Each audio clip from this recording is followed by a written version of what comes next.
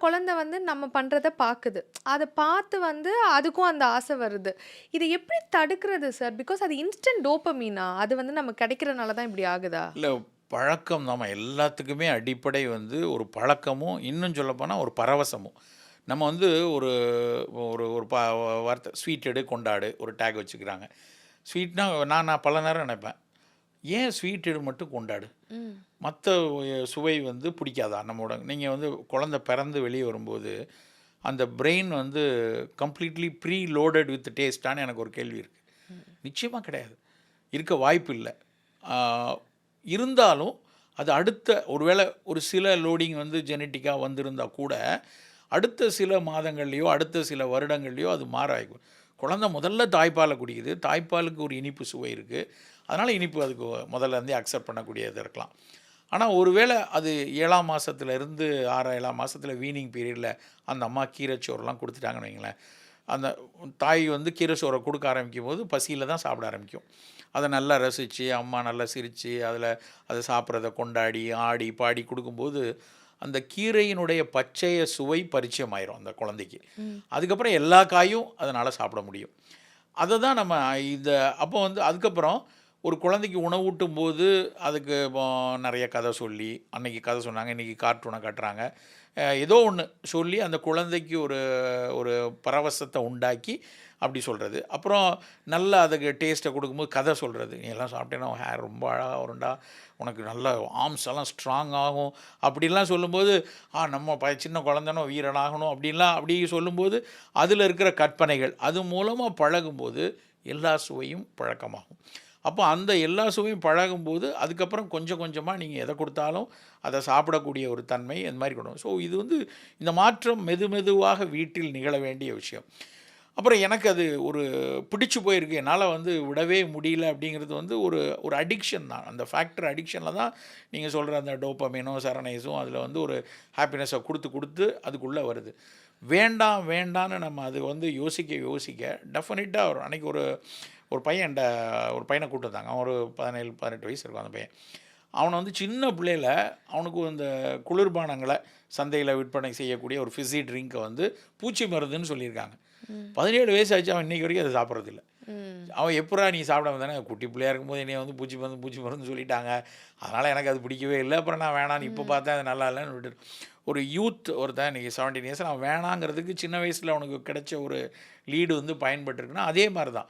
So நமக்கு வந்து அது மேல ஒரு ஆர்வம் இருக்கு. என்னால விட முடியல அப்படின்னு இருந்தா கூட, ஏன் விடணும்? இது என்ன மாரி சிக்கல உண்டாக்கும்? அப்படிங்கிறத பேச நிச்சயமா வெளிய வர முடியும். ஓகே. இப்போ வந்து எனக்கு ஞாபகம் இருக்கு சார். சின்ன வயசுல இருக்கும்போது, எங்க இதுல எப்படி இருந்துச்சுன்னா, ஒரு பெப்சி பாட்டில் இருந்துச்சு. நீ கட் பண்ணி நியூஸ் பேப்பர்லேருந்து கட் பண்ணி குடுத்தா, இன்னொரு பாட்டில் ஃப்ரீ. எங்க அம்மா ஃப்ரீயா கிடைக்குது போடி போடின்னு சொல்லி வாங்கிட்டு வர சொன்னாங்க. அத குடிச்சு இப்ப அவேர்னஸ் வந்தோனே அத வந்து விட்டுருக்கோம். இப்போ இதுல வந்து இந்த சுகர் தான் சார் இதுல எல்லாத்துலயுமே ஒரு பிரச்சனை. அந்த சுகர் வந்து நமக்கு அந்த சுகர் அடிக்ஷன் வித்ட்ராவல எப்படி வர்றது? எளிமையா ஒரு நாள் நான் வந்து ஆக்டிவிட்டி மாரி நம்ம அப்ப சொல்லுங்க. போன கொஸ்டின் பேசும்போதே ஒரு விஷயத்த மறந்தேன். அந்த உரையாடல்ல போயிடுச்சு. ஸ்வீட்ட கொண்டாடுற மாரி மத்த டேஸ்ட்டையும் கொண்டாடணும். ஆ. நான் அதுக்கு அடிக்கடி சொல்ற உதாரணம் வந்து கசப்பெடு கொண்டாடு. நம்மளே கொண்டு வருவோம். இன்னொன்னு நம்ம வந்து இந்த மனக்கசப்பு ம். அப்படிலாம் பழகிட்டோம். அது ஆ வார்த்தைய வந்து வந்து கசப்புனாலே ஒரு துயரத்தோட, ம். கசப்புனாலே அது ஒரு ஆமா. சங்கடத்தோட எங்க அம்மா இப்ப வீட்டுக்கு வரும்போது பாவக்காலாம் செய்யாத ஆ அப்டின்னுவாங்க. கெஸ்ட் வந்தா குடுக்க மாட்டாங்க. ஆமா. கெஸ்ட் வந்திருக்காங்க, கீரை கசப்பெல்லாம் போட்டிருக்கானே, ஏன்டா சாப்பிட மாட்டானா? அவனுக்கு என்ன இருக்கு? அப்படின்னா, கசப்பு சுவை வந்து நல்லதில்ல. ம். நடுவுல வந்து கருப்புனாலே அழுக்குன்னு கொஞ்ச நாள் கிளப்பிட்டு ம். இருந்தாங்க. கருப்புனாலே அழுக்கு அழுக்குன்னு விளம்பரத்தில கருப்ப காமிச்சா அழுக்கு. அது ம். அது வந்து கருப்புங்கிறது ஒரு நிறம். அது ஒரு ம். அழகான நிறம். ம். அத ரசிக்கக்கூடிய மனம் இல்லாம உருவாக்குனது சமூகத்திலேயே பல பிரச்சனைய உண்டாக்குச்சு. ம். கருப்புன்னா ரொம்ப கீழையோ அப்படின்னு நெனைக்கிற அளவுக்கு கொண்டு போனாங்க. இப்போ பேசி பேசி தான் இல்லப்பா அது கருப்பு ஒரு நிறம் அப்படிங்கிறது. அதே தான் கசப்புன்னா அது ஒரு கடைசி சுவை ம். அப்படின்னு கொண்டு வந்திருக்காங்க. கிடையாது. கசப்புங்கிறது ஆ அறுசுவையில பெஸ்ட் கசப்பு தான். பெஸ்ட்டு அதான். நீங்க ஆ. வந்து நீங்க ஃபார்மகாலஜிக்கலா இல்லைன்னா வந்து ஒரு ஃபார்மகாக்னஸ்டிக்கலா ஒவ்வொரு சுவைக்கும் ஏதோ ஒரு கெமிக்கல் தானே பின்னாடி இருக்கும். ஒவ்வொரு ஆமாமா. சுவைக்கும். ஆமா. இப்போ குளுக்கோஸ் தான் இனிப்பு சுவை. ம். ஃப்ரக்டோஸ் இனிப்பு சுவை இருக்கு. அப்படி நீங்க ஒண்ணொண்ணா பிரிச்சு பார்த்தீங்கன்னா, இருக்கிறதிலே தெரபியூட்டிக் மாலிக்யூல்ஸ், ஃபங்ஷனல் மாலிக்யூல்னா அது கசப்புல தான் இருக்கும். ம். நீங்க ஏன் நிலவேம்பு கஷாயத்த கொண்டாடுறோம்? ஒட்டுமொத்த உலகம் நிலவேம்பு கஷாயத்த ஏத்துக்கொள்றாங்க. வலி குறைக்குது, காய்ச்சல் போகுது, எல்லாம் போகுதுன்னா, அந்த நிலவேம்பில இருக்கக்கூடிய கசப்பு. நிலவேம்ப விடுங்க, வேப்பில. ம். வேப்பிலைய வந்து அமெரிக்கா வந்து பேட்டன் பண்ண ட்ரை பண்ணாங்க. அதில் இருக்கக்கூடிய அந்த கெமிக்கலை வந்து பேட்டன் பண்ணாங்க. அப்புறம் சிஎஸ்ஐஆர் போராடி திரும்ப வாங்கினோம். காரணம் அதில் இருக்கிற அதீத கசப்பு தான். சித்த மருத்துவத்தில் வந்து நாங்கள் பஞ்சதிக்தம்போம், 5 கசப்பு. அந்த 5 கசப்பும் வந்து நிலவேம்பு, வேம்பு, கறிவேம்பு, சிவனார் வேம்பு, இப்படி மலைவேம்பு, இத்தனை வேம்பும் வந்து கசப்பு சுவையினால்தான் பல நோய்களுக்கு மருந்து அது. நீங்கள் சாதாரண சாப்பாட்டில் எடுங்க, ஒரு சுண்டைக்காய்க்கு இணையாக இன்னொரு காய் சொல்லிட முடியாது. சுண்டைக்காய் பயலாக எப்படின்னு சொல்லுவாங்க. ஆனால் சுண்டைக்காய் வந்து எவ்வளவு சிறப்புன்னு இன்ஃப்ளமேஷனை குறைக்கும், வயிற்றுப்பூச்சியை குறைக்கும், ஈவன் நம்ம ஐபிஎஸ் ஐபிடி மாதிரி உள்ள வயிற்று தொந்தரவு எல்லாத்துக்கும் சுண்டைக்காய் நல்லது. சுண்டைக்காய் வத்தல் அவ்வளோ சிறப்பு. இப்போ வந்து சுண்டைக்காய் வத்தல் நிறைய உப்பை போட்டுறாங்க. நாங்கள் என்ன பண்ணுவோன்னா, கடையில் போய் வாங்கினீங்கன்னா கொஞ்சம் தண்ணி வச்சு கழுவிட்டு திரும்ப காய வச்சுக்கோங்க, அப்போ அந்த உப்பு குறைவாக இருக்கும். சுண்டைக்காயும் சுண்டைக்காய் வத்தலும் கடும் கசப்பில் பெரு உதாரணம். அதை விட முக்கியமான உதாரணம் வெந்தயம். வெந்தயத்தோட கசப்பு, அதுவும் வந்து வெந்தயத்தில் மட்டும்தான் சாலிபிள் இன்சாலிபிள் 2 ஃபைபரும் உண்டு. வெந்தயத்துக்கு அவ்வளவு நீங்கள் சர்க்கரை வியாதி, அப்புறம் ஃபேட்டி லிவர், நான் ஆல்கஹாலிக் ஃபேட்டி லிவர், அதுக்கப்புறம் மாரடைப்புக்கு வரக்கூடிய அந்த கொரோனரி திரோமாஸ் குறைக்கிறது, எவ்வளவு பேப்பர்ஸ் இருக்குது ஃபெனுக்ரிக்கில். நீங்கள் உடனே அதெல்லாம் நோயை குணப்படுத்துகிற மருந்தான்னு கேட்டக்கூடாது. தினம் சாப்பிட்றதுக்கான ஒரு ஆகச்சிறந்த உணவு, பெஸ்ட்டாக எடுத்துக்கலாம். ஸோ கசப்பு மிக மிக முக்கியம்.